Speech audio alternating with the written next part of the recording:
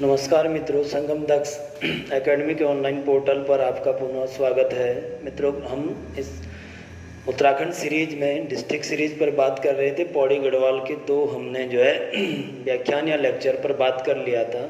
पहला पौड़ी गढ़वाल का जो सामान्य स्थिति तथा इतिहास, ये दोनों ही लेक्चर हमने पूरे कर लिए हैं लास्ट टाइम। और इससे आगे हम आज बात करेंगे पौड़ी गढ़वाल जनपद के प्रमुख पर्यटक स्थल, यहाँ पर प्रमुख जो जल प्रपात है तथा जितने भी यहाँ कुंड हैं, इन सभी के पर आज चर्चा करेंगे। तो चलिए शुरू करते हैं आज के इस टॉपिक को, इस व्याख्यान को आगे बढ़ते हैं मित्रों। देखते हैं, शुरू करते हैं इसको।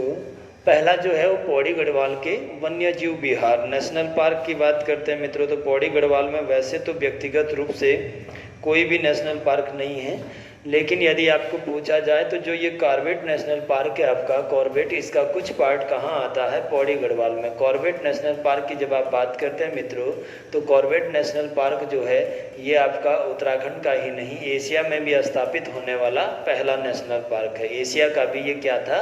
प्रथम नेशनल पार्क था। आप सभी जानते हैं कि इसकी जो स्थापना हुई मित्रों, इसकी स्थापना की गई थी कब? 1936 ईस्वी में, 1936 में बनाया गया था। और इस समय कुमाऊं क्षेत्र में जो अंग्रेज अधिकारी थे सर मेलकम हेली के नाम से इसकी स्थापना की गई। और इसीलिए इसका जो पहला नाम था वो आपने रखा मित्रों। 1936 से 1947 तक इसका जो पहला नाम आपको मिला वो मिला हेली नेशनल पार्क। क्या था? हेली नेशनल पार्क, जो कि इन्हीं के नाम पर रखा गया था जिस ब्रिटिश अधिकारी ने इसको स्थापित किया था, कॉर्बेट नेशनल पार्क को। बाकी विस्तार से नैनीताल पे जानेंगे। फिर आपने देखा मित्रों कि लगभग 1947 से जैसे ही इंडिया रिलीज हुआ, वैसे ही इसके बीच से जो रामगंगा नदी जाती है, इसी नदी के नाम पर आपने कॉर्बेट का नाम रख दिया था। क्या? Ramganga national park. क्या रखा था मित्रों? तो रामगंगा नेशनल पार्क। 1957 तक ये नाम भी चर्चा में रहा। और 1957 में मित्रों ये जो फेमस शिकारी रहे उत्तराखंड में, जिम कॉर्बेट साहब, जिम कॉर्बेट के नाम पर ही आपने फिर इसका नाम बदल कर क्या कर दिया? कॉर्बेट नेशनल पार्क कर दिया था। क्या किया था मित्रों? तो कॉर्बेट नेशनल पार्क किया था। और 2021 में उत्तराखंड सरकार ने एक बार फिर इसका जो नाम है वो रामगंगा नेशनल पार्क करने का सुझाव दिया। एक बार फिर इसका जो नाम है वो क्या रखा जाएगा? तो रामगंगा नेशनल पार्क। इस तरह से हमने जाना कि कॉर्बेट जो है एशिया में स्थापित होने वाला पहला नेशनल पार्क है, जो कब स्थापित हुआ? 1936 में। यदि इसका क्षेत्रफल पूछेगा मित्रों तो बड़ा ही आसान आपको इसमें याद रखना है कि ये जो है पौड़ी, आपका ये जो कॉर्बेट है ये कुछ एरिया पौड़ी का टच करता है, कुछ एरिया नैनीताल का। ये नैनीताल वाला पार्ट है, पौड़ी का है। और टोटल मिलाकर इसका जो एरिया है ये है 520.82 वर्ग किलोमीटर। तो एरिया कितना है कॉर्बेट का? 520.82 वर्ग किलोमीटर। और यदि इस एरिया में बात किया जाए तो 312 जो क्षेत्रफल है इसका, 312 वर्ग किलोमीटर, ये कहाँ है? पौड़ी गढ़वाल के पास है। तो ज़्यादा जो एरिया है वो किसके पास है मित्रों? पौड़ी गढ़वाल के पास है। किसके पास है? पौड़ी गढ़वाल के पास है। किसका? कॉर्बेट नेशनल पार्क का।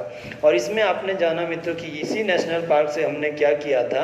1 नवंबर 1973 से भारत में प्रोजेक्ट टाइगर की शुरुआत की थी। किसकी शुरुआत की थी? प्रोजेक्ट टाइगर, है ना। किसकी शुरुआत किया था? Project tiger. अभी इंडिया में टोटल कितने टाइगर रिजर्व हैं? तो 52 हैं। कितने हैं? 52। और अंतिम जो बना वो रामगढ़ विषधारी को बनाया गया। आपने किसको बनाया मित्रों? Ramgarh Vishdhari tiger reserve. और ये रामगढ़ विषधारी अभी 5 फरवरी 2022 को बना 52वां टाइगर रिजर्व आपका। और कहाँ है? तो राजस्थान में। तो कितने टाइगर रिजर्व है? अभी 52 टाइगर रिजर्व है। पहला जो बना था मित्रों वो इसी कॉर्बेट से शुरू किया गया था। और कॉर्बेट से ये कब शुरू हुआ था? 1 नवंबर 1973 को भारत का फर्स्ट टाइगर रिजर्व। आगे बढ़ेंगे मित्रों तो टाइगर की जो आप बात करेंगे, टाइगर की यदि आप बात करेंगे, इसके संख्या के ऊपर टाइगर की यदि आप बात करेंगे मित्रों, तो थोड़ा सा मैं आपको समझा दूं यहाँ पर कि अभी जो चल रहा है, मैंने अभी आपको बोला कि ये जो टाइगर प्रोजेक्ट है, ये जो बाघ योजना है, बाघ बचाओ योजना है, टाइगर प्रोजेक्ट, इसकी शुरुआत कब की गई थी? तो इसकी शुरुआत की गई थी 1 नवंबर 1973 को। कहाँ से की गई? उत्तराखंड के कॉर्बेट नेशनल पार्क से की गई थी। भारत का पहला नेशनल टाइगर रिजर्व बना था। कौन सा? कॉर्बेट टाइगर रिजर्व, है ना। इसके बाद आगे बढ़े मित्रों हमने जाना कि 2006 का वो समय जब इस बाघ बचाने के लिए आपने NTCA नामक अथॉरिटी की स्थापना किया मित्रों। इसको कहते हैं नेशनल टाइगर कंजर्वेशन अथॉरिटी। क्या कहते हैं मित्रों? नेशनल टाइगर कंजर्वेशन अथॉरिटी कहा जाता है। इसको क्या कहा जाता है? National tiger conservation authority. और इसी के पास ये जो है पावर है कि ये किसी भी टाइगर रिजर्व को, नए टाइगर रिजर्व की घोषणा करती है ना। तो ये कब बना था? 2006 में। फिर मित्रों आप आगे बढ़े, आपने पढ़ा कि 2010 में जब दुनिया का जो देशों का सम्मेलन हो रहा था, समिट हो रहा था, ये रूस के सेंट पीटर्सबर्ग में हो रहा था। कहाँ हो रहा था? रूस के सेंट पीटर्सबर्ग में। और इस सेंट पीटर्सबर्ग में दुनिया के सभी देश एकत्र थे मित्रों। और ये जो समिट हो रहा था ये आपका 29 जुलाई 2010 को हो रहा था। और इसमें क्या किया गया था? दुनिया के देशों ने मित्रों कब हो रहा था? 2010 को। तो दुनिया के जो देश थे इन्होंने कहा यहाँ पर कि 2022 से पहले बाघों को बचाने का जो अभियान, ये तीव्रता लाई जाएगी इसमें। और प्रत्येक देश बाघों की संख्या को अपने यहाँ कितना कर देगा? प्रत्येक देश इसको कितना बढ़ा देगा? तो दुगना कर देगा। अर्थात जितनी संख्या 2010 में थी उससे बढ़ाकर इसको डबल करना उद्देश्य था। और इसीलिए मित्रों आज भी प्रत्येक वर्ष 2010 से ही शुरू हुआ था। 29 जुलाई को जो मनाया जाता है वो नेशनल टाइगर डे या राष्ट्रीय बाघ दिवस मनाते हैं। आप कितने तारीख को? 29 जुलाई को। ये पूछा जाता है बार बार। अंतर्राष्ट्रीय बाघ दिवस है, सॉरी, ठीक है ना। ये मनाया जाता है क्या? 29 जुलाई को। ये इसी दिन घोषित हुआ था सेंट पीटर्सबर्ग में ही, ठीक है। इसके बाद आप आगे बढ़े तो आपके लिए क्वेश्चन पूछेगा कि वर्ष 2022 में ये जो टाइगर है इसका भारत में क्या स्थिति है। तो बाघों की जो गणना है मित्रों, ये जो 2021-22 का डाटा है इसमें सबसे ज़्यादा जो बाघ है मित्रों ये कहाँ है? मध्य प्रदेश में। कितने टाइगर हैं? 526। और मध्य प्रदेश को ही मित्रों आप क्या कहते हैं? टाइगर स्टेट कहते हैं, बाघ राज्य कहते हैं, है ना। इसके बाद दूसरा जो रैंक आया है वो कर्नाटक का है। और कर्नाटक में कितने हैं? 525 बाघ है। कहाँ पर? कर्नाटका में। और उत्तराखंड का आपके इसमें कितना स्थान है? तीसरा स्थान है। और उत्तराखंड में भी लगभग 441 क्या है? टाइगर है। 2020-21-22 की जो टाइगर गणना आई है। इसके बाद आप पेपर में बैठेंगे, आपको क्वेश्चन पूछेगा कि बताओ भारत के अभी कितने टाइगर रिजर्व है? तो टोटल 52 है। और जो 52वां टाइगर रिजर्व बना मित्रों आपका, ये कौन बना? तो ये बना था आपका कौन था? Ramgarh Vishdhari tiger reserve. कौन सा मित्रों? तो रामगढ़ विषधारी टाइगर रिजर्व। और ये 52वां है। और ये कहाँ है आपका? तो राजस्थान में है। कहाँ मित्रों? तो राजस्थान में। तो टाइगर से इतने ही क्वेश्चन बनते रहते हैं, इसको आपने ध्यान रखना है। चलिए आगे बढ़ते हैं, देखते हैं जरा। हम बात कर रहे थे कॉर्बेट नेशनल पार्क की मित्रों। मैंने सारी चीज़ें आपको बता दी कि कैसे स्थापित हुआ, कैसे टाइगर प्रोजेक्ट यहाँ से शुरू हुआ, ठीक है ना। कितना एरिया पौड़ी के पास है, कितना नैनीताल के पास है, कालाडूंगी राजकीय संग्रहालय है, ढिकाला इसका क्या है? एंट्री गेट है, ठीक है। चलिए तो दूसरा जो है पौड़ी गढ़वाल के अंतर्गत ये बात करते हैं मित्रों। देखिएगा सेकंड है सोना नदी वन्य जीव विहार। क्या है? सोना नदी वन्य जीव विहार, जो प्रॉपर आपका कहाँ पड़ता है? तो पौड़ी गढ़वाल में। और सोना नदी की जो स्थापना हुई मित्रों ये कब हुई? 1987 में। क्षेत्रफल कितना इसका? 301 वर्ग किलोमीटर। और यह मुख्यतः हाथी, शेर, चीतल, सांबर, काकड़, घड़ियाल, अजगर आदि के लिए क्या है? प्रसिद्ध है ना। ये आपको दिख रहा है सोना नदी वन्य जीव विहार का जो है एंट्री गेट आपको दिखाया जा रहा है। और ये आपका कॉर्बेट नेशनल पार्क का क्या है? एंट्री गेट दिखाया जा रहा है ना। सोना नदी के बारे में यदि बात करेंगे आप तो देखो सोना नदी पर भी बात कर लेते हैं, ठीक है ना। वन्य 3 शरण स्थलियाँ होती है मित्रों। पहली जो होती है वो होते हैं आपके क्या? Biosphere reserve. फर्स्ट क्या होता है जियोग्राफी में? बायोस्फीयर रिजर्व होते हैं, है ना। जैव मंडल आरक्षित क्षेत्र होते हैं। और ये सबसे बड़ी प्राकृतिक शरण स्थली होती है। अर्थात सबसे बड़ा जो जीवों को संरक्षित करने का जो एरिया होता है ये होता है क्या? Biosphere reserve. इसको हम 3 अलग अलग पार्ट में पढ़ते हैं, 3 इसके भाग होते हैं। सबसे अंदर का जो एरिया होता है इसका ये कोर होता है। इसके बाद जो होता है इसको आप क्या कहते हैं? बफर क्षेत्र कहते हैं, सेकंड वाले एरिया को। और थर्ड जो बायोस्फीयर रिजर्व का एरिया होता है मित्रों ये क्या होता है? तो ये होता है आरक्षित क्षेत्र आप कह लेते हैं इसको, या संक्रमित क्षेत्र आप कह लेते हैं, कोई दिक्कत नहीं, दोनों ही नाम इसके आप क्या हैं? पढ़ लेते हैं ना। तो बायोस्फीयर रिजर्व सबसे बड़ी प्राकृतिक शरण स्थली होती है। अर्थात जहाँ पर हम जीव समुदाय के साथ साथ प्राकृतिक वनस्पति, वहाँ पर मिलने वाले जितने भी जो है कीड़े, जीव जंतु, घास, मिट्टियाँ, उन पूरे के पूरे क्षेत्र को बचाने का प्रयास करते हैं, उसको आप क्या कहते हैं? Biosphere reserve. और यदि इंडिया की बात करेंगे मित्रों तो टोटल कितने बायोस्फीयर रिजर्व है? अभी 18। पहला जो बना था बार बार क्वेश्चन पेपर में आता है 1986 में, और ये आपने बनाया था नीलगिरी बायोस्फीयर रिजर्व को। किसको बनाया था? नीलगिरी बायोस्फीयर रिजर्व को बनाया था। उत्तराखंड में आपके पास एकमात्र बना हुआ है जिसका नाम क्या है? Nanda Devi biosphere reserve. क्या नाम है मित्रों? नंदा देवी बायोस्फीयर रिजर्व है, जो कि आपके 3 जनपदों में बनता है, आपका चमोली, बागेश्वर और पिथौरागढ़ में। कहाँ कहाँ पर है? तो चमोली, बागेश्वर और तीसरा कहाँ है? तो पिथौरागढ़ में है। तो जो बायोस्फीयर रिजर्व होते हैं मित्रों, इसको पढ़ेंगे। पूरा के पूरा एक बहुत बड़ा शरण स्थली होता है। इसमें हम जीव जंतुओं के साथ साथ वहाँ पर जितने भी मिट्टियाँ, प्राकृतिक वनस्पति, जितना भी मानव समुदाय, इन सबको बचाने का प्रयास करते हैं। सबसे आंतरिक जो क्षेत्र होता है इसका, इसको कोर कहते हैं। और जितने भी रिसर्च के कार्य होते हैं इस क्षेत्र में, वो सारे के सारे रिसर्च के जो काम होते हैं वो कोर वाले पार्ट में होते हैं। और इस जगह पर मानव क्रियाकलाप बिल्कुल भी जो है यहाँ पर उसकी स्वीकृति नहीं होता, बिल्कुल बॉन्ड होता है। और केवल यहाँ से संबंधित जितने भी रिसर्च वाले लोग हैं या रिसर्च की लैब है वो इस एरिया में बनी होती है। सेकंड होता है बफर क्षेत्र। इस क्षेत्र में ये जो यहाँ पर रिसर्च करने वाले लोग हैं, ये यह जानने का प्रयास करते हैं कि आखिर क्यों ये जो प्राकृतिक अधिवास है ये विलुप्त हो रहा है या समाप्त होने की कगार पर है। और यहाँ वो चाहे तो स्थानीय लोगों को से जानकारी ले सकते हैं, मतलब परमिशन के आधार पर कोई भी व्यक्ति या मानवीय क्रियाकलाप यहाँ हो सकते हैं। और तीसरा जो होता है बायोस्फीयर रिजर्व का, ये संक्रमित क्षेत्र होता है। यहाँ पूरी तरह से मानवीय क्रियाकलाप को करने का क्या है? अनुमति होता है। तो ये बायोस्फीयर रिजर्व है फर्स्ट। सेकंड जो प्राकृतिक शरण स्थली होती है मित्रों, इसको आप कहते हैं क्या? राष्ट्रीय उद्यान। इसको कहते हैं आप नेशनल पार्क। ये राष्ट्रीय उद्यान जो होते हैं ये इनकी अपेक्षा छोटा एरिया होता है। और ये इसके अंतर्गत जितना भी जीव समुदाय आता है, केवल और केवल जीव समुदाय आप कह सकते हैं, जबकि यहाँ तीनों ही चीज़ों को कंजर्व किया जाता है। तीनों क्या, जो भी इसमें आएगा, प्राकृतिक वनस्पति, यहाँ की मिट्टियाँ, यहाँ के जीव जंतु, यहाँ की प्राकृतिक वनस्पति, यहाँ के मानव अधिवास, ये सारे बायोस्फीयर रिजर्व में आते हैं। जबकि नेशनल पार्क में केवल पशु और पक्षी, इनको कंजर्व करने की बात किया जाता है। किसकी बात किया जाता है? तो पशु पक्षियों को कंजर्व करने की बात किया जाता है। और पूरा के पूरा जो है एरिया क्या है, इसको प्राकृतिक शरण स्थली घोषित किया जाता है।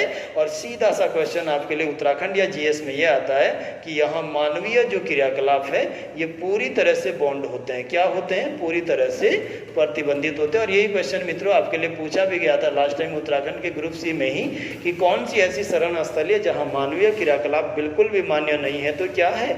नेशनल पार्क होते हैं। और थर्ड हम बात करते हैं किसकी? वन्य जीव विहार की। किसकी बात करते हैं मित्रों? तो वन्य जीव विहार की। बहुत छोटी प्राकृतिक शरण स्थली है जिसको बचाने का प्रयास किया जाता है। और जब बात करेंगे मित्रों, तो ये जो होते हैं ये किसी पर्टिकुलर जीव को बचाने के लिए बनाए जाते हैं, किसी एक जीव को संरक्षित करने के लिए बनाना इसका मुख्य उद्देश्य होता है। तो तीनों में डिफरेंस है, तीनों अलग अलग चीज़ें हैं। इसके बाद आगे देखते हैं मित्रों, तो उत्तराखंड की यदि बात करें तो उत्तराखंड में वर्तमान समय में कितने वन्य जीव विहार हैं? 7 वन्य जीव विहार है। कितने हैं? तो 7 वन्य जीव विहार है। कहाँ मित्रों? तो उत्तराखंड में फिलहाल अभी कितने हैं? तो 7 वन्य जीव विहार हैं। और यदि इनको आप स्थापना के क्रम में देखेंगे मित्रों, तो सबसे पहले 1955 ईस्वी में उत्तरकाशी में आपने बनाया था गोविंद वन्य जीव विहार को। किसको बनाया था? गोविंद वन्य जीव विहार को। क्या? गोविंद वन्य जीव विहार। इसके बाद मित्रों आगे बढ़े आप, तो दूसरा जो आपने बनाया वो बनाया आपने 1972 में, और ये बनाया आपने क्या? केदारनाथ वन्य जीव विहार। क्या बनाया? केदारनाथ वन्य जीव विहार। और ये जो केदारनाथ वन्य जीव विहार है ना, ये आपका कहाँ है? रुद्रप्रयाग के अंतर्गत आता है। गोविंद आपका कहाँ है? उत्तरकाशी के अंतर्गत आता है। इसके बाद आप आगे बढ़े तो आपने ये उत्तराखंड का सबसे बड़ा जो है वन्य जीव विहार है मित्रों एरिया में, कौन सा? केदारनाथ वन्य जीव विहार। और लगभग 972 या 975 वर्ग किलोमीटर एरिया में फैला हुआ है। इसके बाद तीसरा आपने बनाया 1986 में, और ये मित्रों आपने बनाया क्या? अस्कोट वन्य जीव विहार। किसको बनाया? अस्कोट वन्य जीव विहार को। यहाँ से अभी लास्ट के 2 पेपरों में मित्रों क्वेश्चन आए, तो मैं थोड़ा सा इसको करवा दूँ। अस्कोट वन्य जीव विहार जो आपने बनाया मित्रों कस्तूरी मृग को संरक्षित करने के लिए, ये आपने बनाया 1986 में। कब बनाया? 1986। और ये कहाँ है? तो पिथौरागढ़ में। कहाँ है? तो पिथौरागढ़। अस्कोट मित्रों पिथौरागढ़ में। और इसी अस्कोट से लेकर और आपका उत्तरकाशी के या देहरादून के आराकोट तक वो जो सबसे लंबी पैदल यात्रा उत्तराखंड में चलता है, वो 1120 किलोमीटर की यात्रा, जो कि आपके ग्रुप सी ने पूछा था, वो अस्कोट आराकोट यात्रा यहीं से शुरू होता है आराकोट तक 1120 किलोमीटर। कभी चर्चा करेंगे इसके ऊपर। हर 10 सालों के बाद होती है ये यात्रा, और फर्स्ट टाइम ये 1974 से शुरू की गई थी। कभी विस्तार से मैं समझाऊंगा आपको। चौथा जो है इसके बाद मित्रों वो आपका आता है अस्कोट के बाद, ये आता है आपका 1987 में, जिसको हमने पौड़ी गढ़वाल में पढ़ना है या पढ़ लिया है, कुछ भी नहीं इसमें। सोना नदी वन्य जीव विहार एक छोटी सी लोकल नदी है जिसका नाम क्या है, सोना नदी, और उसके दोनों ओर इसको संरक्षित किया गया है, इसीलिए इसको नाम दिया गया है सोना नदी वन्य जीव विहार मित्रों। और ये कब बना आपका, तो 1987 में। एरिया कितना है, तो 301 वर्ग किलोमीटर, कुछ भी नहीं है, याद रखिएगा। इसके बाद पांचवा जो आता है वो बना 1988 में, और ये बनाया मित्रों आपने कौन सा, विंडसर वन्य जीव विहार। क्या बनाया, विंडसर वन्य जीव विहार। और ये विंडसर जो बनाया मित्र आपने, ये कहाँ है, अल्मोड़ा में है ये, ठीक है ना। इसके बाद छठा जो आपने बनाया, ये 1993 में उत्तराखंड का सबसे छोटा वन्य जीव विहार बनाया आपने, और ये था बिनोग माउंटेन क्लेव। क्या था मित्रों, बिनोग माउंटेन क्लेव वन्य जीव विहार। क्या था, बिनोग माउंटेन क्लेव वन्य जीव विहार। और ये आपका कहाँ है, तो मसूरी के अंतर्गत है। कहाँ है, तो मसूरी में। और ये कब बना, तो 1993 में। और एरिया इसका कितना है, तो 11 वर्ग किलोमीटर। और उत्तराखंड का सबसे छोटा वन्य जीव विहार जो है आपका, वो कौन सा है, बिनोग माउंटेन क्लेव। इसके बाद आगे बढ़ेंगे तो सातवां मित्रों आपने बनाया 2012 में, और ये बनाया आपने कौन सा, नंदौर वन्य जीव विहार। क्या बनाया, नंदौर वन्य जीव विहार। और ये जो है उत्तराखंड का, ये कब बनाया गया, तो 2012 में। और सबसे नवीनतम वाइल्ड लाइफ सेंचुरी उत्तराखंड की है नंदौर वन्य जीव विहार। चलिए तो देखते हैं जरा आगे हम क्या बात कर रहे थे, किस पर चर्चा कर रहे थे मित्रों। तो सोना नदी भी आपका हो गया है और कॉर्बेट नेशनल पार्क आपका कंप्लीट है। चलिए आगे बढ़ते हैं, यहाँ से नेक्स्ट देखते हैं इसके बाद। चलिए तो हमने जो है बात कर लिया था मित्रों कॉर्बेट नेशनल पार्क के ऊपर, टाइगर जो है परियोजना जो शुरू हुआ था भारत में, उसके ऊपर थोड़ा सा मैंने आपको बताया। हालांकि वो पूरा मैं विस्तार से आपको जीएस में बता दूंगा। 52 टाइगर रिजर्व, सबसे बड़ा सबसे छोटा। आगे बढ़ते हैं इसके बाद पौड़ी गढ़वाल के अंतर्गत जो हमारा अगला टॉपिक है मित्रों, ये है पौड़ी गढ़वाल के प्रमुख क्या पर्यटक स्थल। किस पर बात कर रहे हैं, तो पर्यटक स्थलों पर। आखिर कौन कौन से प्रसिद्ध जो है शहर हैं, कौन कौन से पर्यटक स्थल है, तो इन पर सबसे पहला जो बात आता है वो किसके ऊपर बात आता है, कोटद्वार का। पहला जो शहर है आपका वो कौन सा है, कोटद्वार है ना। तो कोटद्वार के विषय में जानते हैं। ये जो कोटद्वार है मित्रों, जब भी आपसे पूछा जाएगा, पहला क्वेश्चन है, ये जो खो नदी आ रही है ना, खो नदी, इस खो नदी के तट पर बसा है क्या, कोटद्वार शहर। किस नदी के तट पर है, खो नदी के। शहर का नाम क्या है, कोटद्वार। यहीं पर एक छोटी सी रिवर इसमें आकर मिलती है, नाम दिया रहता है मित्रों क्या, गिवाइन सोत नदी। क्या नाम है, गिवाइन सोत। बहुत कम पुस्तकों में आपको मिलेगा मित्रों, तो याद रखिएगा।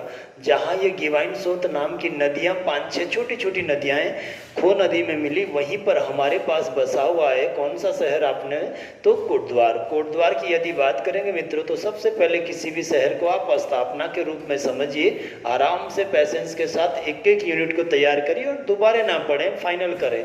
तो सबसे पहली स्थापना इसको शहर के रूप में आपने बसाया था मित्रों, कब, 1890 ईस्वी में। तो पहला ही क्वेश्चन आपको बोलेगा कि कोटद्वार की स्थापना कब हुई, तो 1890 में, है ना। इसके बाद आगे बढ़ा समय, तो 1901 का जो समय है, इस समय आपने इसको नगर का दर्जा दिया, यानी कि छोटा सा कस्बा या शहर बनना ये शुरू हो गया था। तो कोटद्वार को नगर का दर्जा कब दिया गया, 1901 में, है ना। 1904 में क्या हुआ, इसके बॉटम पर थी ये, तो खो नदी में बाढ़ आ गया था। किस नदी में बाढ़ आया, खो नदी में।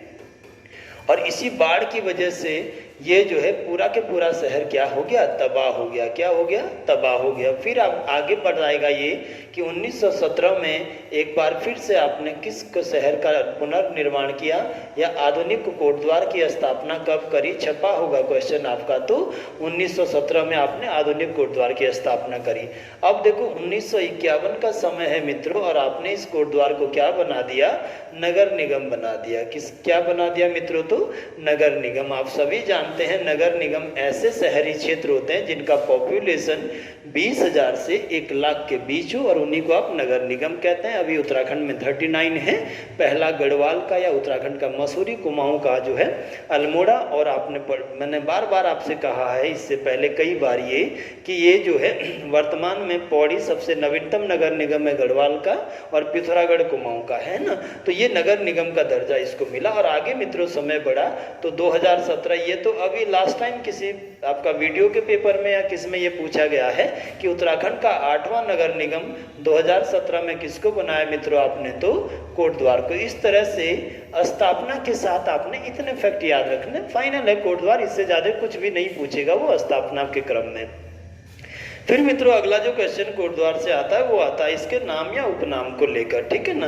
तो उपनाम में सीधा से हिस्सा क्लियर है मित्रों। तो सबसे पहले इसको कहते हैं क्या, मोर ध्वज के नाम से जानते हैं। आप किस नाम से जानते हैं इतिहास में, तो मोर ध्वज। वीरभद्र आप ऋषि को इसको कहते हैं, मोर ध्वज आप कोटद्वार को कहते हैं, और गोविषाण आप काशीपुर को कहते हैं। ये तीन नाम बड़े चर्चा में रहते हैं यहाँ पर, है ना। इसके बाद आप कहते हैं मित्रों कि इसको क्या कहते हैं, खोहद्वार। खो नदी यहाँ पर मैदानों में प्रवेश करती है, इसीलिए मित्रों इसका दूसरा जो नाम है वो खोहद्वार के नाम से जाना जाता है ये शहर। तीसरा जो नाम है मित्रों इसको कूटद्वार के नाम से स्थानीय लोग बुलाते हैं। किस नाम से, कूटद्वार के नाम से। चौथा मित्रों इसको अभी जो है कण्व नगरी इसको नाम देने की बात करी थी त्रिवेंद्र सिंह रावत सरकार ने, तो अगला नाम इसका क्या है, कण्व नगरी।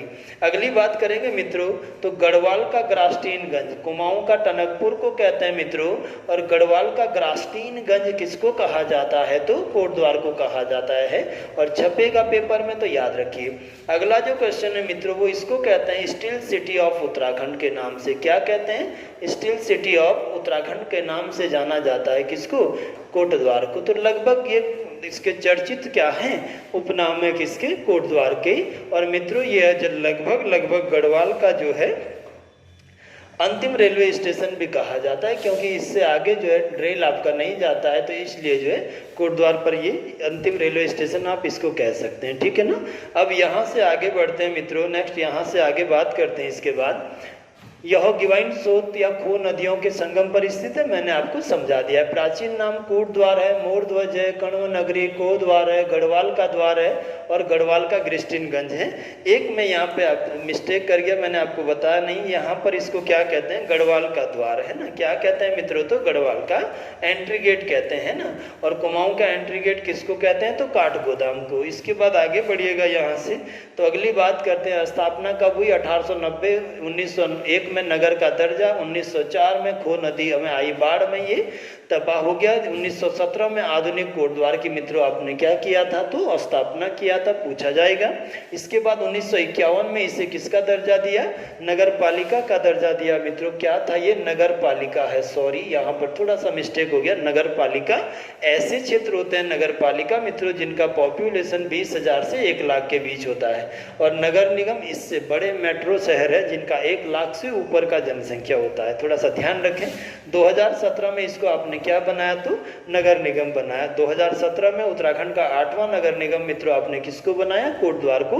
ऋषिकेश इससे पहले घोषित हो गया था, तब वो 7वां है और ये 8वां है। और इसी पर अभी समस्या हुआ था बच्चों को, जब ये क्वेश्चन आया था उसने ऋषिकेश भी ऑप्शन में दिया था और कोटद्वार भी, तो आपने लगाना है कौन सा, कोटद्वार। पौड़ी गढ़वाल का एकमात्र रेलवे स्टेशन है मित्रों। कैसा एकमात्र रेलवे स्टेशन है, कहाँ का, पौड़ी गढ़वाल का, आप देख ही रहे हैं। और इसे स्टील सिटी ऑफ उत्तराखंड के नाम से भी जाना जाता है मित्रों। किस नाम से जाना जाता है, steel city of Uttarakhand. Bharat electric limited BEL जो है मित्रों, इसका जो है मुख्यालय यहाँ है, और ये 1954 में बेंगलुरु में स्थापित किया गया था। उसी की इकाइयाँ हैं मित्रों ये BEL, है ना। तो BEL कहाँ स्थापित है आपका, तो कोटद्वार में। आगे बढ़ते हैं यहाँ से मित्रों कोटद्वार में, तो अगला बात करते हैं कोटद्वार के आसपास के जितने भी जो है प्रमुख स्थल हैं उन पर चर्चा कर लेते हैं कि कोटद्वार जब हम जाते हैं तो हमें क्या क्या चीज़ें देखने को मिलेगी। तो पहला ही हमें मिलेगा मोर ध्वज का किला, और ये देखिएगा आपको दिख रहा है मित्रों क्या, मोर ध्वज का किला। ये जो आपको दिख रहा है यहाँ पर, ये मोर ध्वज का किला है ना। अब ये जो राजा मोर ध्वज है मित्रों, जब आप इतिहास पढ़ेंगे तो इतिहासकार कहते हैं कि ये मोर ध्वज जो है महाभारत कालीन शासक है, और ये महाभारत के युद्ध में पांडवों की ओर से युद्ध लड़ा था, ठीक है ना। और ये भगवान कृष्ण क्या था, का परम भक्त था, अर्थात ये जो आराध्य या आराधना करता है या परम भक्त था वो किसका है, भगवान कृष्ण का। और उसी ने कोटद्वार के पास अपनी राजधानी बनाई थी, वहीं पर ये किला बनाया था। ठीक है, वही लिख रहा है इसका निर्माण महाभारत कालीन राजा मोरध्वज के द्वारा किया गया था। इसने महाभारत में पांडवों की ओर से भाग लिया और भगवान कृष्ण का ये क्या था, परम भक्त था। तो मोरध्वज का किला बड़ा आसान है, बिल्कुल कोटद्वार के पास जो है स्थित है। अगला देखो सिद्धबली का मंदिर। सिद्धबली का मंदिर ये दिख रहा है मित्रों आपको, भगवान हनुमान जी को डेडिकेटेड ये मंदिर है सिद्धबली का मंदिर, और ये भी कहाँ है, कोटद्वार में ही है। इस मंदिर का उल्लेख स्कंद पुराण में मिलता है मित्रों, है ना। और इसी स्कंद पुराण में ये लिखा गया है, ये जो गुरु गोरखनाथ हैं इन्होंने जो है यहाँ तपस्या की थी और उन्हें यहाँ सिद्धि प्राप्त हुई, तथा इसके उपरांत भगवान हनुमान जी ने गुरु गोरखनाथ को यहाँ क्या किए थे, दर्शन दिए थे। तो गोरखनाथ को यहाँ सिद्धि मिलने के कारण ही, या हनुमान जी के द्वारा इनको दर्शन देने के कारण ही इसको क्या कहते हैं, सिद्धबली का मंदिर कहते हैं। और ये किसको डेडिकेटेड है, तो हनुमान जी को डेडिकेटेड है। आगे बढ़ते हैं यहाँ से। अगला पीर बाबा का जो मंदिर है मित्रों, ये भी आपका कहाँ है, तो कोटद्वार में। और ये आप देख रहे हैं पीर बाबा मंदिर मित्रों, ये कोटद्वार में दिखाई दे रहा है। अगला कण्व आश्रम आपको दिख रहा है मित्रों, बहुत हम इसके ऊपर चर्चा कर चुके हैं कण्व आश्रम में। और ये कण्व आश्रम भी मालिनी नदी के तट पर कहाँ है, तो कोटद्वार के पास ही ये जगह अवस्थित है। इसके बाद बुद्धा पार्क जो है मित्रों, ये बुद्धा पार्क भी फेमस है आपका कहाँ का, कोटद्वार का। और बुद्धा पार्क कहाँ है, तो कोटद्वार में है। इसके बाद जोसेफ कैथेड्रल जो चर्च है आपका ईसाई धर्म के लोगों का, ये जो पूजा स्थल, पूजा गृह होते हैं, या ये जो चर्च होते हैं मित्रों, ये भी आपका कहाँ है, तो कोटद्वार के पास ही स्थित है। ठीक है ना। आगे चलते हैं यहाँ से। अगली बात करते हैं मित्रों किसका, लैंसडाउन शहर का। किस शहर का, तो लैंसडाउन शहर की बात करते हैं ना। और लैंसडाउन को जरा समझिएगा बहुत अच्छे से। उत्तराखंड में जब आप लैंसडाउन की चर्चा करते हैं मित्रों, तो सबसे पहले कहते हैं कि ये जो लैंसडाउन वाला एरिया था ना मित्रों, यहाँ डार्क कलर का वनस्पति सबसे ज़्यादा मिल रहा था, है ना। और ये जो डार्क कलर है, ये काला रंग इन पहाड़ों का दिखाई देता था, इसीलिए इनका पुराना जो नाम था वो क्या था, काले पहाड़ कहते हैं इसको, या मित्रों इनको कालो डांडा कहते थे। स्थानीय लोग इन्हीं काले पहाड़ों को, ये जो डार्क जो है वनस्पति यहाँ दिख देती थी, इसी को जो है कालो डांडा कहा करते थे। क्या कहते थे, कालो डांडा। तो प्राचीन नाम लैंसडाउन का क्या था, कालो डांडा या कालू डांडा था, है ना। फिर हम देखेंगे मित्रों कि यहाँ पर क्या हुआ, जब ब्रिटिशर्स का उत्तराखंड में आगमन हुआ, उसके बाद सबसे पहले 5 नवंबर 1887 को मित्रों इस स्थान पर, 5 नवंबर 1887 को इस स्थान पर आए कौन, कर्नल मनवेरिंग। कौन पहुंचे मित्रों, कर्नल मनवेरिंग। और इन्होंने इस जगह को छावनी के रूप में स्थापित किया था। किसने मित्रों, तो कर्नल मनवेरिंग के द्वारा, है ना। अब देखो यहीं पर क्वेश्चन आता है कि ये जो गढ़वाल राइफल था, इस गढ़वाल राइफल की जो स्थापना हुई मित्रों, गढ़वाल रेजिमेंट की जो स्थापना हुई, ये सर्वप्रथम अल्मोड़ा में होती है। कहाँ होती है, अल्मोड़ा में। लेकिन अल्मोड़ा में कब हुई, 1887 में ही अल्मोड़ा में हुआ था मित्रों, ये ध्यान रखिएगा। और इसी 1887 में गढ़वाल राइफल का मुख्यालय अल्मोड़ा से शिफ्ट किया गया, और फिर 5 नवंबर को ही छावनी के रूप में, आर्मी के कैंपस के रूप में 5 नवंबर 1887 को इसका जो मुख्यालय है ये कहाँ लाया गया, कालो डांडा। अब तक ये कालो डांडा है, ध्यान रखिएगा, बड़े क्वेश्चन बनते हैं। यहाँ से आप आगे बढ़े मित्रों, तो जैसे ही इंडिया का जो है गवर्नर जनरल बना, या गवर्नर बने बंगाल के कौन, लॉर्ड लैंसडाउन। क्या नाम है मित्रों इनका, तो लॉर्ड लैंसडाउन। और लॉर्ड लैंसडाउन वायसराय तथा गवर्नर जनरल इंडिया के बने कब, 1888 या 89 में आप कह सकते हैं मित्रों, 1894 तक ये जो है भारत में गवर्नर जनरल रहेंगे। तो हम देखेंगे कि जब ये 1889 में मित्रों, 1889 में पहुंचेंगे कालो डांडा में। कहाँ पहुंचेंगे, कालो डांडा में। तो इनके आगमन के कारण ही इस शहर का जो नाम है मित्रों, ये कालो डांडा से चेंज करके आपने क्या कर दिया था, लैंसडाउन किया था। तो ये लॉर्ड लैंसडाउन के नाम पर रखा गया है ना। यही वो लैंसडाउन साहब है मित्रों, जिन्होंने आप देखेंगे जब आप जीएस पढ़ेंगे कि ये जो अफगानिस्तान और पीओके वाला एरिया है, यहाँ पर डूरंड रेखा का निर्धारण किया था कब, 1894 में। हालांकि बाद में ये जो फाइनल हुआ 1896 में, ये रेखा जो है अंतिम रूप से स्वीकार की गई भारत और अफगानिस्तान, या पीओके और अफगानिस्तान के बीच। तो वही लॉर्ड लैंसडाउन जैसे ही यहाँ पहुँचते हैं, वैसे ही कालो डांडा का नाम बदल कर किस में हो गया, लैंसडाउन में हो गया, है ना। तो सबसे पहले जानते हैं बेसिक इंट्रो कि प्राचीन नाम इसका क्या था मित्रों। तो जब भी प्राचीन नाम पूछेगा आपसे, याद रखिएगा आप लोग, तो प्राचीन नाम इसका क्या है, कालो डांडा या काले पहाड़ या कालू डांडा। ठीक है। इसके सेकंड जो है स्थापना इसका जब भी हुआ तो 4 नवंबर ये आपका कब हुआ था 1887 में, और संस्थापक कौन है, कर्नल मनवेरिंग ने छावनी के रूप में बसाया था, है ना। और इसके बाद मित्रों समुद्र तल से अगर इसकी ऊंचाई पूछेगा तो आपका कितना मीटर है, 1706 मीटर। सी लेवल जो आपका चेन्नई से लिया जाता है, यदि आप वहां से इसको कंपेयर करेंगे तो कितने ऊंचाई पर है, ये 1706 मीटर की ऊंचाई पर अवस्थित है, ध्यान रखिएगा, ठीक है ना।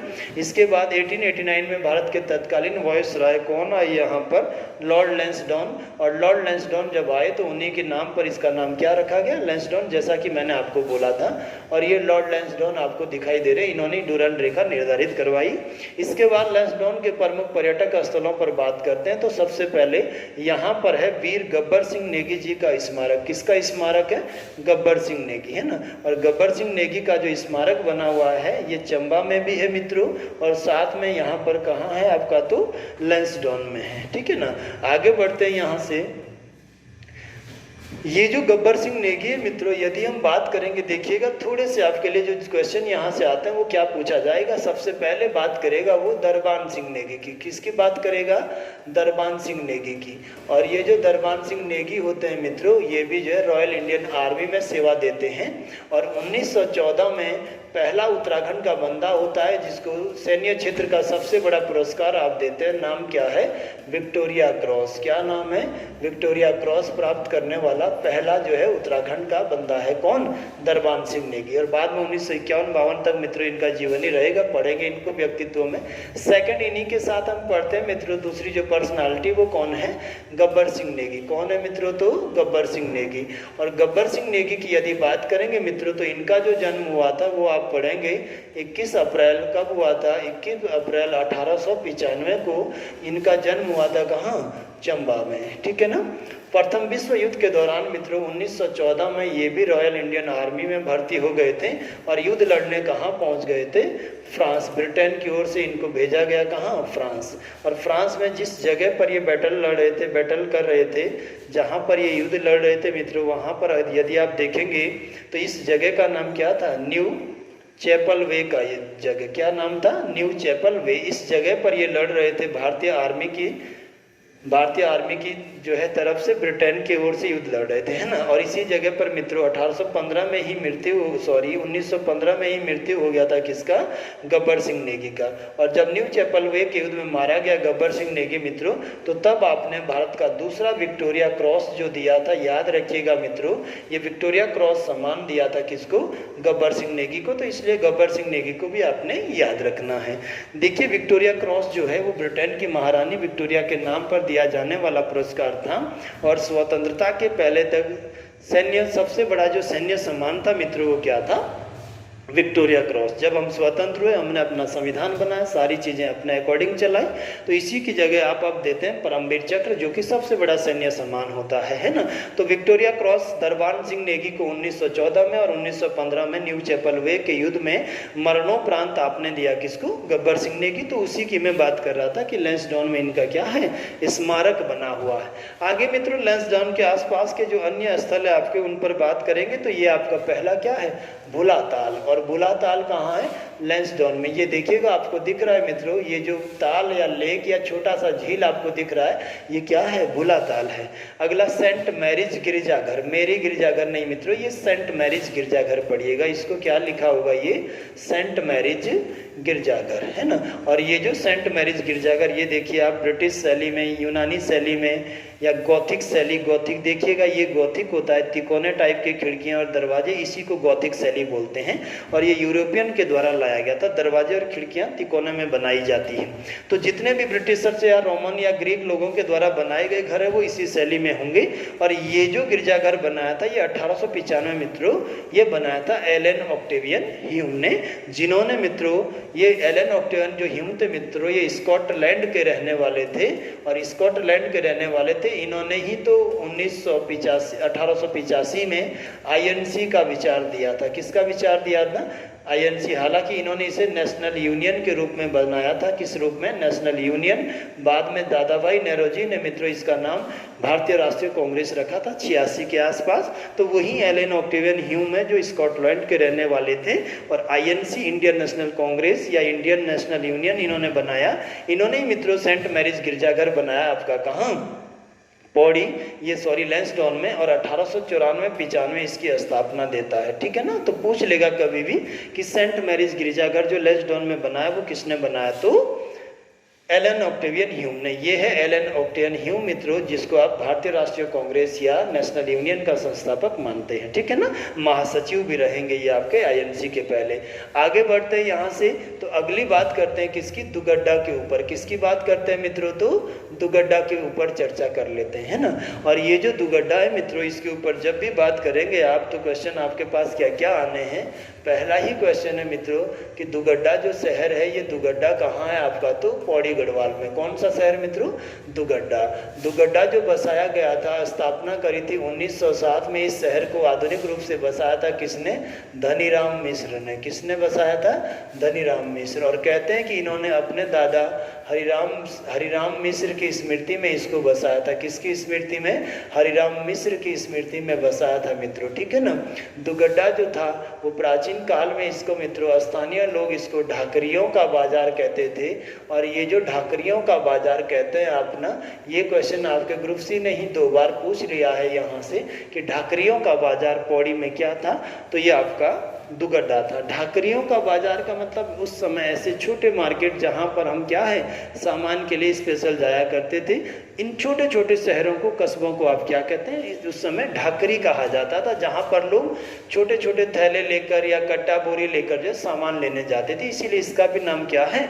ढाकरियों का बाजार। यदि मित्रों प्राचीन नाम पूछेगा तो ये लोगों में नाम था, ढाकरियों का बाजार कहते थे, है ना? प्राचीन नाम पूछेगा मित्रों इसका, तो इसका नाम क्या है? नाथोपुर है। प्राचीन नाम क्या है? नाथोपुर है दुगड्डा का। ठीक है ना? इसके बाद आगे बढ़ेंगे मित्रों, तो अगला ही क्वेश्चन बोलेगा वो कि बताओ कब कब पंडित जवाहरलाल नेहरू की यात्राएं हुई है यहाँ पर मित्रों। पंडित जवाहरलाल नेहरू है ना, JL नेहरू की यात्राएं हुई है और भारत के पहले प्रधानमंत्री रहे हैं। तो पहला 1930 में ये दुगड्डा आए थे और दूसरा 1945 में दुगड्डा आए थे। 2 बार उन्होंने दुगड्डा की यात्राएं की थी, है ना। अब मित्रों आगे जो दुगड्डा है आपका, इसके बारे में चर्चा करेंगे। तो दुगड्डा से अगला जो क्वेश्चन छपता है वो ये है कि यहाँ पर 1930 में जो है चंद्रशेखर जो आज़ाद है, कौन मित्रों? चंद्रशेखर आज़ाद। इन्होंने दुगड्डा के रहने वाले या नाथोपुर के रहने वाले भवानी सिंह रावत के साथ क्या लिया था? पिस्टल चलाने का ट्रेनिंग इसी जगह पर 1 हफ्ते तक लिया था। कब? 1930 में, है ना। 1930 से पहले आप पढ़ेंगे मित्रों कि ये जो यहाँ पहुँचे थे ये 9 अगस्त 1925 को जो आपकी घटना हुई थी, इसको इतिहास में पढ़ते हैं क्या? काकोरी कांड। और काकोरी जो जगह है वो लखनऊ से थोड़ा सा क्या है? पहले बनता है। तो काकोरी कांड मित्रों जो करवाया था, ये 4 अभियुक्त थे इसमें। पहला था इसमें कौन? राम प्रसाद। फर्स्ट जो क्रांतिकारी था मित्रों वो था राम प्रसाद बिस्मिल। सेकंड जो इसमें आपको क्रांतिकारी मिलेंगे वो थे आपके कौन? अशफाक उल्ला खान। दूसरे कौन थे? अशफाक उल्ला खान। कौन थे मित्रों? तो अशफाक उल्ला खान। तीसरे जो थे ये थे आपके कौन? राजेंद्र लाहिड़ी। क्या कौन थे मित्रों? तो राजेंद्र लाहिड़ी। और चौथे जो क्रांतिकारी थे इसमें जिन्होंने काकोरी कांड या ये अंग्रेजों की ट्रेन को लूटा था यहाँ, ये कौन थे?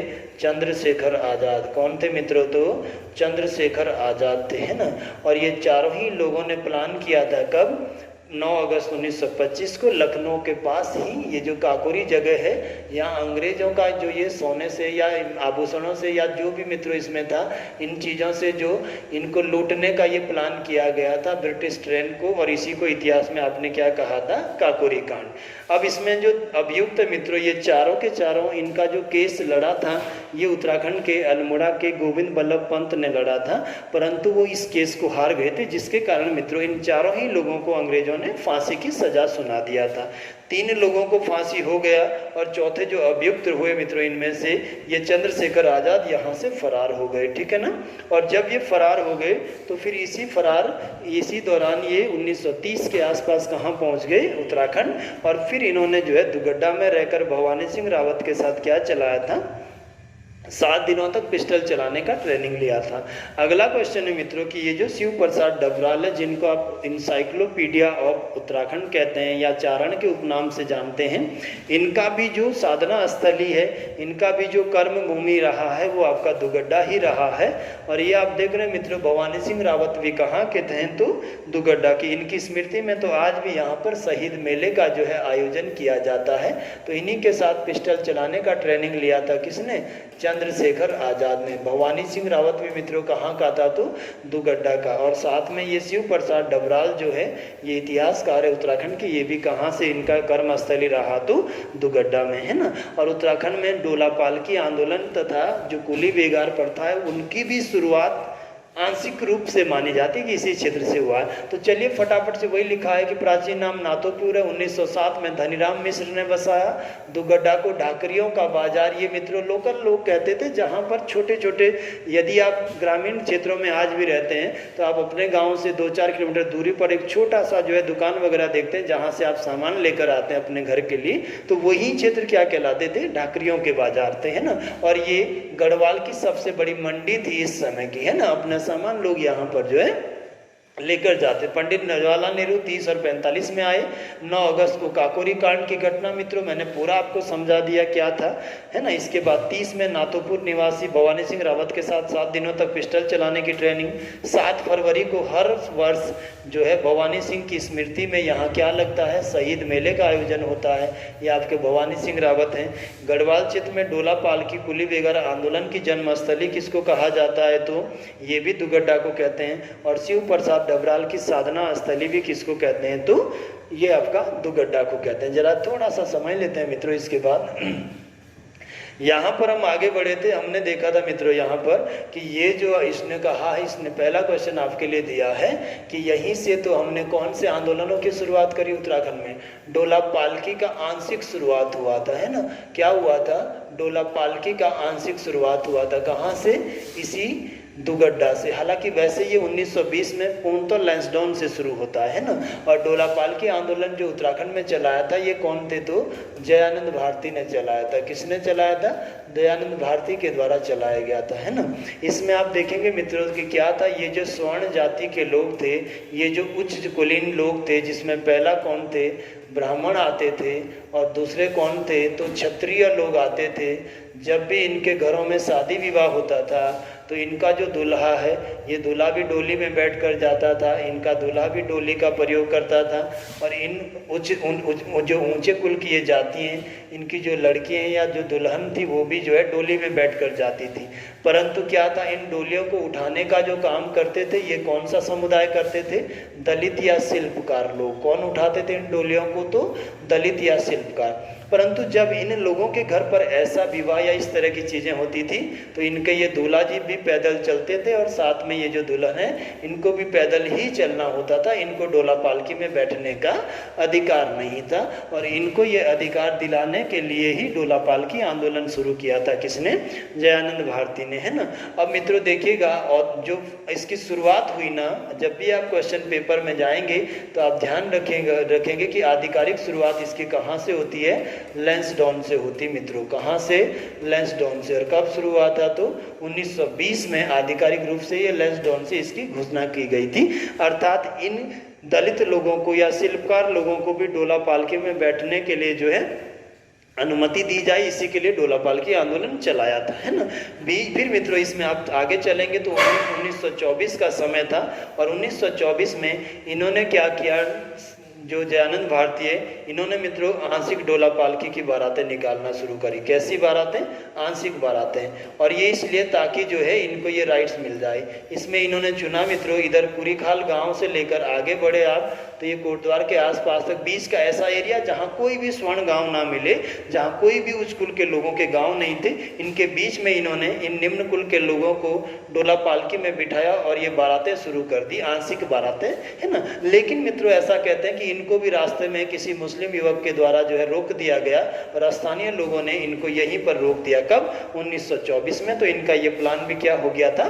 फेल हो गया था। फिर आप आगे चलेंगे तो 1925 में इलाहाबाद हाई कोर्ट में मित्रों, इलाहाबाद के हाई कोर्ट में रिट लगाया, केस लड़ा किसने? जयानंद भारती ने। और इलाहाबाद हाई कोर्ट ने इनके पक्ष में फैसला दिया और कहा कि ये जो शिल्पकार या दलित लोग हैं इनको भी डोला पालकी में बैठने का क्या है? अधिकार है ना। इसके बाद देखिएगा जब ये वापस कोर्ट से जीत कर आएंगे तो ये जो है इस समय सामान्य जो समाज है यानी कि ये जो उच्च कुलीन लोग हैं इनको जो है बताएंगे कि हम भी क्या है शादी विवाह के अवसर पर डोला पालकियों का प्रयोग कर सकते हैं। लेकिन हमारा जो समाज है, सामाजिक जो परिवेश है, रूढ़िवादित जो विचारधाराएं हैं मित्रों, समाज ने इसको इसके बाद भी स्वीकार नहीं किया। तो इसीलिए मित्रों इन्होंने 1926 में इसी डोला पालकी आंदोलन के लिए बनाई थी उत्तराखंड में सत्याग्रह समितियां। क्या बनाई थी? सत्याग्रह समिति बनाई थी मित्रों। छपेगा पेपर में, याद रखिएगा। सत्याग्रह का मतलब ये है कि इस उच्च कुल के लोगों से ये आग्रह करना कि आप सच बताइए कि सच्चाई क्या है, क्या हम इस डोला पालकी का प्रयोग नहीं कर सकते हैं। इसके बाद मित्रों आगे आप आएंगे तो अच्छा क्वेश्चन बनता है। 1928 में इन्होंने बनाया गढ़वाल सर्वदलित सम्मेलन। क्या बनाया मित्रों? गढ़वाल सर्वदलित सम्मेलन, है ना। और गढ़वाल सर्वदलित सम्मेलन का मतलब है सभी दलों को मिलाकर मित्रों एक संगठन बनाया 1928 में, जो कि ग्रुप सी में भी आपके कई बार बना हुआ है ना। और फिर मित्रों फाइनली ऐसा कहते हैं कि 1930 तक आते आते इन्होंने उत्तराखंड के इन क्षेत्रों में जो है इन दलित लोगों को डोला पालकी में बैठने का क्या है? अधिकार दिला दिए थे। तो ये इसका शुरुआत हुआ था। चर्चा करेंगे जब आंदोलन पढ़ेंगे यहाँ के। आगे बढ़ते हैं यहाँ से तो अगली बात करते हैं मित्रों। अगला जो शहर है, पर्यटक स्थल है, ये आपका कौन सा है? देवलगढ़। और देवलगढ़ कहाँ है? तो पौड़ी के अंतर्गत ही है ना। देवलगढ़ को जरा समझिए मित्रों अपने शब्दों में, कैसे आपने पेपर तक लेकर जाना है। रोज जो है किताबों के ऊपर आपको डिपेंड नहीं रहना है, बिल्कुल इजी बनाइए। थोड़ा सा रफ कॉपी उठाइए और लेक्चर के साथ साथ उसको लिखते जाइए। पेन कॉपी अपना साथ रखिए और इसको जो है डिनोट करते जाइए मित्रों। लेक्चर जैसे जैसे आगे बढ़ रहा है। देखो देवलगढ़ की यदि बात करें ना तो देवलगढ़ जो है मूल तो किस नदी के तट पर है मित्रों? तो अलकनंदा नदी के तट पर एक शहर है, एक कस्बा है। कहाँ है?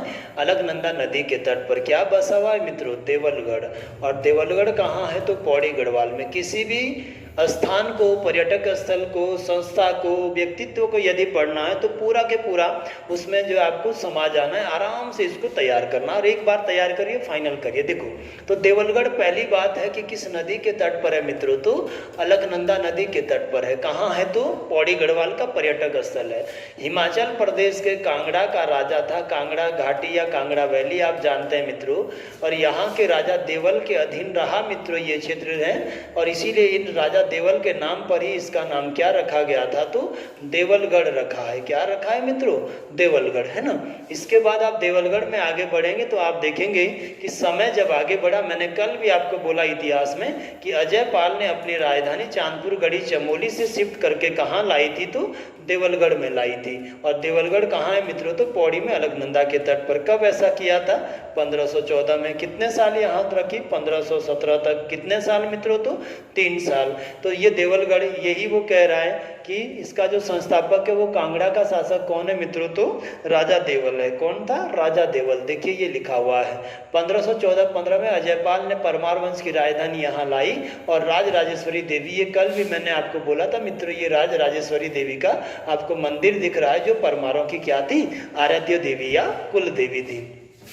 अगला मैंने कल भी आपको बोला था मित्रों कि 1517 के बाद ये जो राजधानी लाया था ये अलकनंदा नदी के तट पर ही आगे लेकर गया था। और ये कैपिटल आपका कहाँ चली गई थी इसके बाद? तो श्रीनगर में। तो 1517 में जो राजधानी लाया ये, उसके बाद शिफ्ट करके कहाँ लाया था? श्रीनगर, जो कि पौड़ी गढ़वाल का ही एक शहर है। इसके बाद आगे बढ़ते हैं मित्रों तो आगे आपने देखा कि सोम का भांडा, मैंने सोम का चबूतरा आपको कल भी बोला था कि डिस्कशन करने की एक जगह थी जहाँ पर लोग बैठकर शाम को आकर जो है चर्चा करते थे। इस तरह का एक चबूतरा था सोम का भांडा, और ये भी कहाँ है तो देवलगढ़ में है ना। इसके बाद मित्रों मैंने बोला कि देवलगढ़ में ही नाथ संप्रदाय के जो है आदि पुरुष गुरु सतनाथ, मैंने कल के लेक्चर में भी आपको समझाया, नाथों से संबंधित प्राचीन गुफाएं यहीं देवलगढ़ में बनी है। नाथ संप्रदाय को समर्पित मित्रों ये जो काल भैरव का मंदिर है, किसका मंदिर है, काल भैरव मंदिर पौड़ी गढ़वाल के देवलगढ़ में ही है, ध्यान रखिएगा। तो ये हमने कल भी चर्चा कर लिया था। आगे बढ़ते हैं यहाँ से, अगली बात करते हैं मित्रों किसकी, श्रीनगर की। किसकी बात कर लेते हैं, श्रीनगर की। और श्रीनगर की यदि बात करेंगे तो श्रीनगर को थोड़ा सा समझ लीजिएगा, बस ये लास्ट आपका पर्यटक स्थल है। श्रीनगर की जब भी बात करेगा आप तो अलकनंदा नदी जब आती है तो इस अलकनंदा नदी के लगभग बाएं तट पर ये कौन सा शहर है, श्रीनगर। क्या है मित्रों तो श्रीनगर, जिसको आप प्राचीन काल में क्या कहते हैं तो ब्रह्मा क्षेत्र कहते हैं, या इसको दूसरा नाम क्या देते हैं तो श्री क्षेत्र कहते हैं। क्या कहते हैं, श्री क्षेत्र। ये दोनों ही नाम किसके लिए आप प्रयुक्त करते हैं तो श्रीनगर के लिए प्रयुक्त करते हैं ना।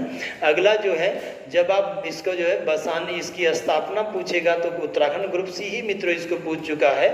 और ये स्थापित हुआ था कब, पहला आपके लिए देता है 1358 में परमार शासकों के द्वारा स्थापित किया गया था। यही आपका क्वेश्चन यहाँ से आया था। और दूसरा मित्रों आधुनिक श्रीनगर 1506 में अजयपाल ने स्थापना किया था, क्योंकि आगे उसका राजधानी श्रीनगर में ही शिफ्ट होगा, इसलिए जो है अजयपाल ने इसको शिफ्ट किया था। अगला क्वेश्चन है मित्रों, इसको गढ़वाल का दिल्ली कहते हैं, इसका उपनाम क्या है तो गढ़वाल का दिल्ली।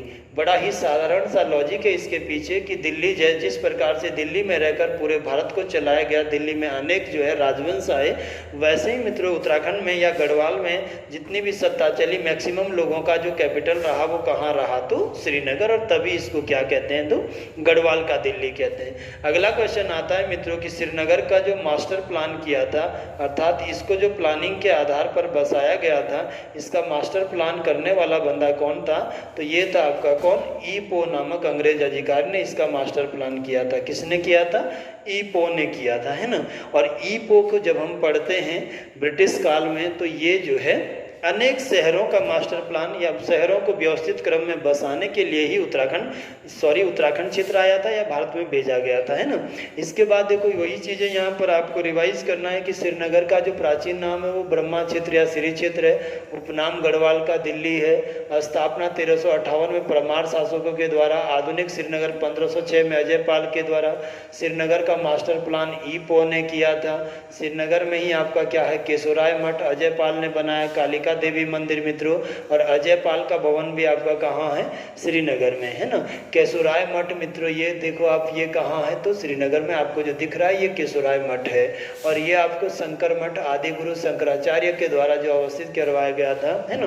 गोरखनाथ गुफा आपकी कहाँ है तो श्रीनगर में ही स्थित है। कहाँ स्थित है तो श्रीनगर। शंकर मठ भी श्रीनगर में स्थित है और इसकी स्थापना शंकराचार्य के नाम पर ही इसको शंकर मठ कहते हैं। प्रसिद्ध गोला बाजार जो आपका ई पो के द्वारा व्यवस्थित क्रम में बसाया गया एकमात्र शहर श्रीनगर का गोला बाजार है, और ये भी श्रीनगर में है। नवंबर 1995 को श्रीयंत्र टापू की घटना मित्रों कहाँ हुई, श्रीनगर। जब हम पृथक राज्य आंदोलन पर बात करेंगे एक बार पुनः चर्चा करेंगे इस पूरे टॉपिक पर। और इसमें जब पुलिस ने इन आंदोलनकारियों पर गोली चलाई तो यशोधर बेंजवाल तथा राजेश रावत नाम के दो जो आपके राज्य आंदोलनकारी थे मित्रों, ये क्या है मारे गए थे। किसमें तो इस आपका जो है ये जो श्रीयंत्र टापू का घटना हुआ था, है ना। तो इस प्रकार से लगभग जो मुख्य चीज़ें था श्रीनगर का वो मैंने समझा दिया है।